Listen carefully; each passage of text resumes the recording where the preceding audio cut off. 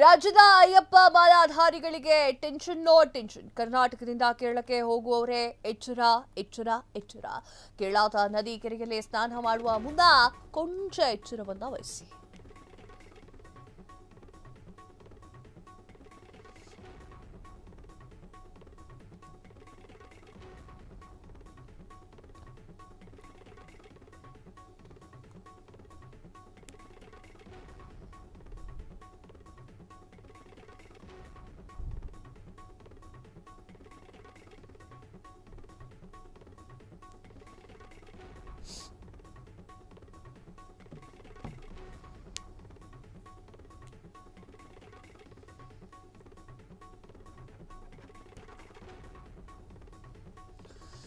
ರಾಜ್ಯದ Ayyappa ಮಾಲಾಧಾರಿಗಳಿಗೆ tension no tension. ಕರ್ನಾಟಕದಿಂದ ಕೇರಳಕ್ಕೆ ಹೋಗುವವರೇ ಎಚ್ಚರ ಎಚ್ಚರ ಎಚ್ಚರ. ಕೇರಳದ ನದಿ ಕೆರೆಗಳಲ್ಲಿ ಸ್ನಾನ ಮಾಡುವ ಮುನ್ನ ಸ್ವಲ್ಪ ಹುಷಾರಾಗಿರಿ. ಕೇರಳದಾದ್ಯಂತ ಮೆದುಳು ತಿನ್ನುವಂತ ಅಮೀಬಾ ಅಟ್ಟಹಾಸ ಮೆರೀತಾ ಇದೆ.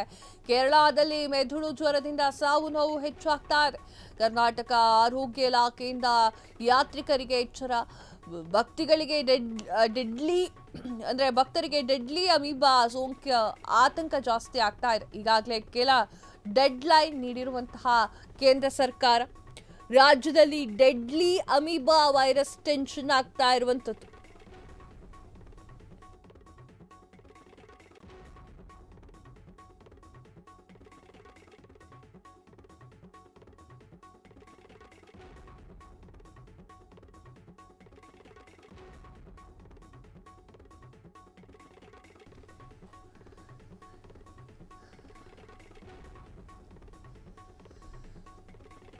ಶಬರಿಮಲೆ ಅಯ್ಯಪ್ಪನ ದರ್ಶನಕ್ಕೆ ಭಕ್ತ ಸಾಗರ.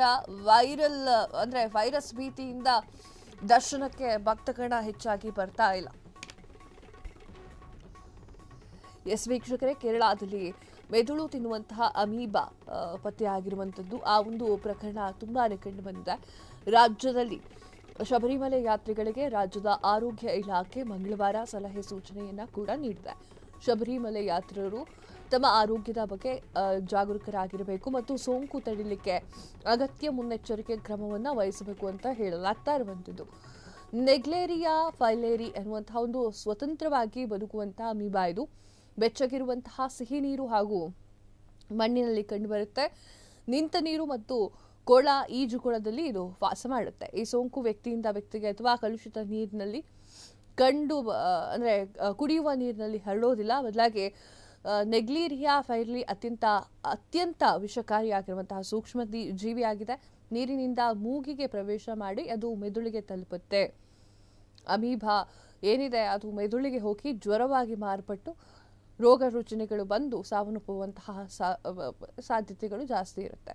ನೀರಿನ ಸಂಪರ್ಕ 7 ದಿನಗಳ ಒಳಗೆ ಜ್ವರ ತೀವ್ರವಾಗುತ್ತೆ, ತಲೆನೋವು ಬರುತ್ತೆ, ವಾಂತಿ, ಕತ್ತು ನೋವು, ಗೊಂದಲ ಸೃಷ್ಟಿಯಾಗುವುದು, ಮಾನಸಿಕ ಸ್ಥಿತಿಗತಿ ಹಾಳಾಗುವಂಥದ್ದು ಇವೆಲ್ಲವೂ ಕೂಡ ಆಗುತ್ತೆ.